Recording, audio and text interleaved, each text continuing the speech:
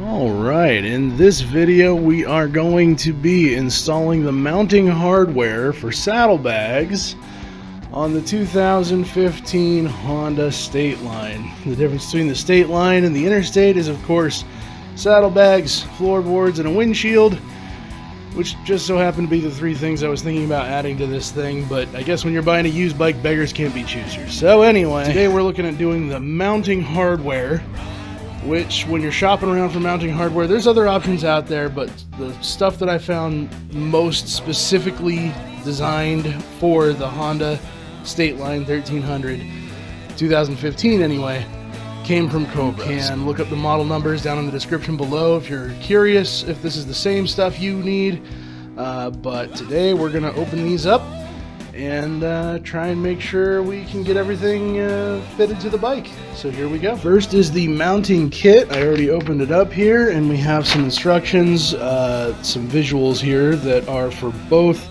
with and without a sissy bar. Today we'll be doing without the sissy bar. Here are the full-blown instructions for you. I hopefully will be doing something a little higher quality than this. I hope to put an actual scan in the video, so if you're still seeing me just panning up and down the page, I'm sorry.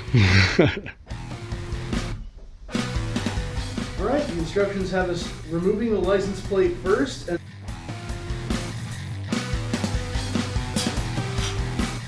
Okay, it appears they're talking about these two here. They're basically behind the reflectors. There's one under each actual tail light, but I think they're talking about these ones here. These should allow me to take off the plastic top if I understand this correctly. Here we go. And that's how we gain access to the inside.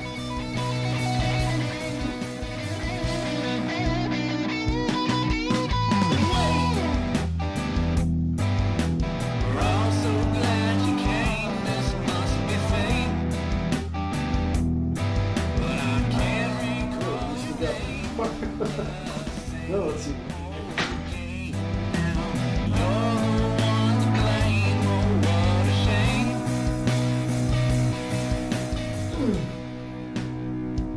Okay, we are back now after getting a ratcheting socket set that will hopefully fit this a little bit better.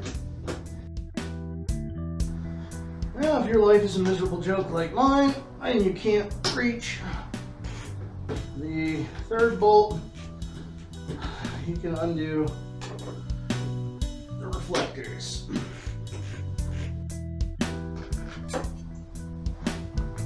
Alright, it basically says in here we're going to disconnect all things in here. They're basically color coded, so you don't need to worry too much about it. Now the easiest thing to do is there's a wider end that's open on each of these plastic sleeves that you can barely probably see from there. But if you can get in there, there's a piece that looks like a little latch. Get one thumbnail in that latch and lift up on it, and then the skinnier end should essentially just kind of pull out. Should be relatively simple if you know what you're doing, and they should just disconnect just like that. There are wires through a wiring harness back here.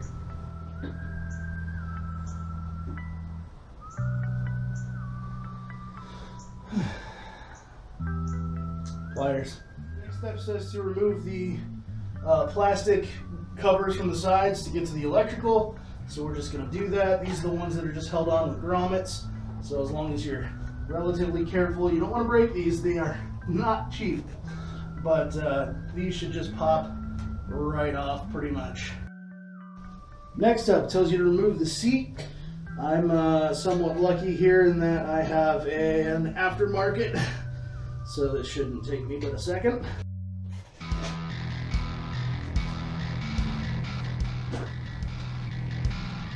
Alright, so now it is telling us to depress the two plastic fasteners to release the fender, the front of the rear fender from the bike.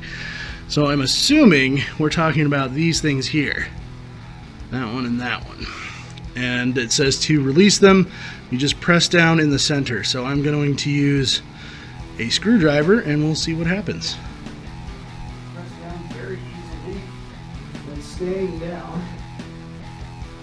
The other side, same, very easy. Very simple. Now,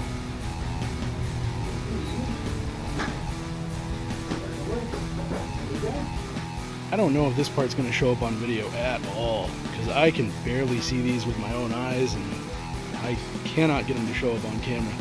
But basically, each of these is stamped with a long number like 95, 609, 8, and then it's LP or right P, left or right, LP or RP.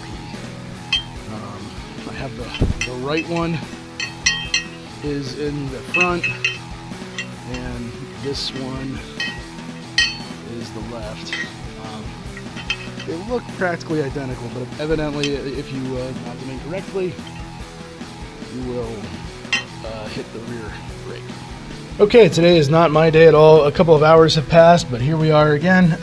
Okay, so what we're gonna do, we've got our 5mm Allen wrench and our left side mounting bracket. Now the way these are gonna mount, first of all, is you are looking specifically for, so let me turn the light on here. You're looking specifically for these two holes. There's one and there's the other. They are threaded. You can see threads on the inside, and they do not have anything in them already. I didn't remove anything. So when you take the fender off, you see there's there's 3 bolts already in there, but then there's the hole, threaded hole, empty.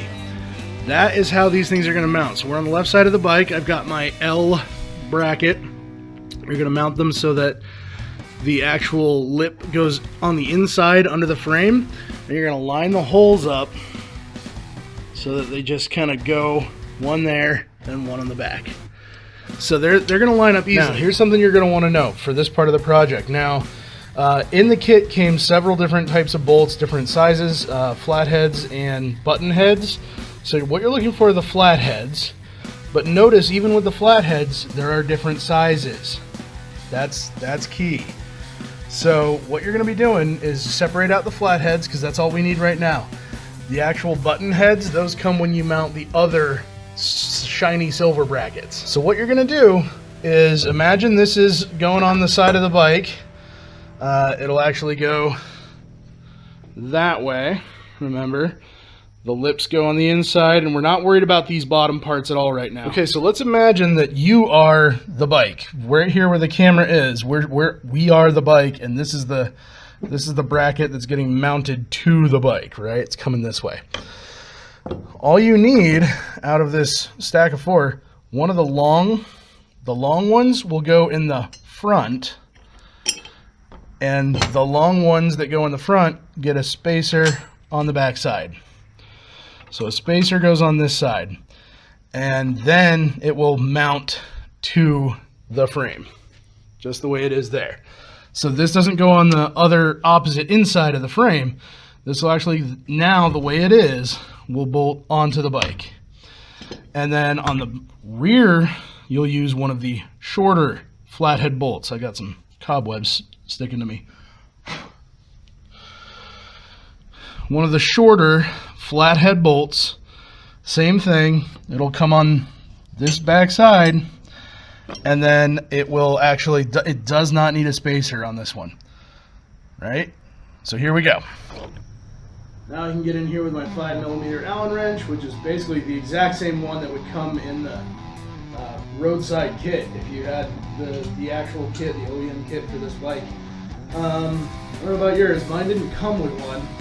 But I was able to order one online that I keep in a tiny little bag under the front headlight. Alright, quick and easy. That one is mounted. Alright, we're back on the right side of the bike. And remember, this kind of L-shaped bracket is going to go under the frame. And you need a spacer on the back of the one up front. And then the longer flathead bolt will go in the front. And again, I just sort of get it started by hand.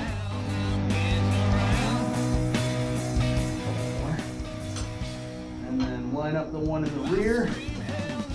All also get it started by hand. And we go back to our Allen wrench. And there we have it. Our mounting hardware is basically complete. Now we need to reinstall the rear fender. Then we will install the actual saddlebag supports, the shiny silver ones, from this part down here. So we'll come back to that. All of the bolts that you need, there's a reason that you have some left over, those are in this first kit, even though the saddlebag supports are in the second kit. It's a little weird, but that's how they did it. So the first thing is this rubber mat part, kind of a splash guard, will go down in, and it basically touches the tire. We're gonna hold it back just a little bit so we can see what we're doing. If you reach down inside, there is, I should have mentioned this when I was taking it off, it's kind of shaped like a horseshoe, or more like the Greek letter omega, and it just has two little balls on the end, and they just go through a slit here in the rubber, and that kind of holds this rubber in place and a little bit away from the actual tire. And then we will bring this whole thing forward. Now it's easier to kind of grab from the rear where all the wiring would come out, but we're not worried about that just yet. We want to bring this forward so that it starts to line up. Then we come back and we'll grab all the wiring. All right, once the wiring is through the back, now we have these two little plastic bolts, retention bolts, I guess, fasteners, I think they called them. These are the ones I had to push down that were up here in the front, and I pushed them down with a screwdriver.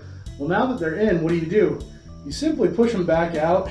You can do that pretty much with your bare hands, just give them a little squeeze on the bottom. And then now the tops are coming through. You probably can't see it on camera, it's too dark. But now the tops are coming through. So where they were flush and I had to push them down in, now they're actually sticking up and out.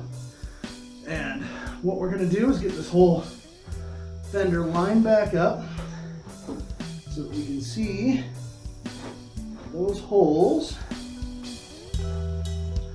And now that they're sticking up, we pop one down in and go up a little more.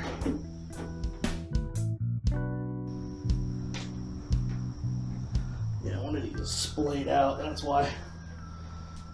All right, and once they're down in there, you just push in the centerpiece so that it becomes, once again, flush with the spot, the actual fastener that's there.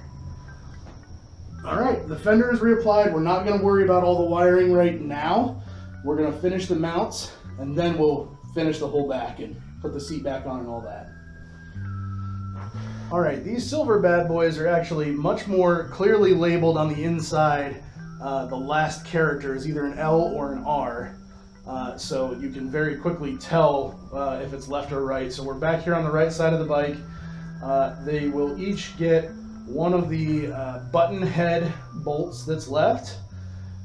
Each one of these 4 spots, there's 2 here, 2 on the other side, of course, and the spacer will actually go between this piece and the black piece that's already there. So the black piece that you just put on there, so we're gonna put a bolt up and through, and I'm gonna hold it in place with my finger, and we're gonna put a little spacer on top, and then we're gonna mount the front one.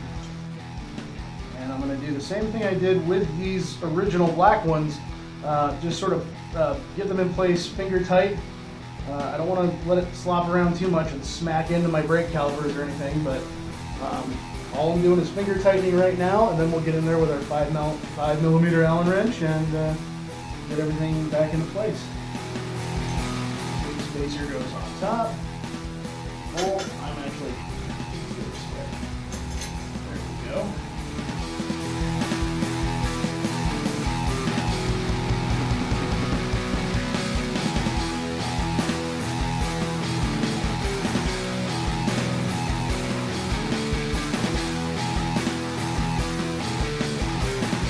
Alright, so even though I've got a little more work to do yet, I need to tighten these up some more. The brackets are on. They're clearly far from tight, but man, it's a snug fit in there, especially on the right side where you're worried about the brake caliper and the brake rotor. I mean, it's just a tight fit. So even though I've got some more work to do, it's done. It's going to be just a couple more minutes, but I am pretty much out of light, and you can't see anything anyways. So it's the next day, and I didn't end up making a video of actually installing the saddlebags themselves because the saddlebags were actually fairly straightforward. They're just a throw over, so literally they just go under the seat. So there's a yoke to adjust the height on these. If you want to make them, you obviously just slide them forward or back where you want them. And then you can adjust some Velcro and a simple strap to pull them tighter to bring them up higher on the bike. And then basically the bolt that holds this aftermarket Mustang seat onto the bike, or let's say you have multiple hooks and things with the stock seat, all of that just prevents it from going any further back. There's some rubber pieces, I don't think you would call them grommets, but things that would actually on the bottom of this seat that will actually hold this in place quite well. So it's not sliding around, it's not going anywhere. The bags themselves are laced, tied on to the support brackets, and so pretty much you just throw them over, tie them down. These ones are zip on, so you make sure your teeth line up so that you can't, you're not going to put something heavy in there and then the zipper wasn't lined up correctly and they just fall off. There are some locks for these particular models. I'll put the name in the description, but these are Stateline Deluxe Flip Open 20-inch, something like that. They were a fairly straightforward install, the bags themselves. So nothing to really show there. I just hope you found this a bit useful. So there's not enough video content out there for the Stateline 1300 or the Interstate really.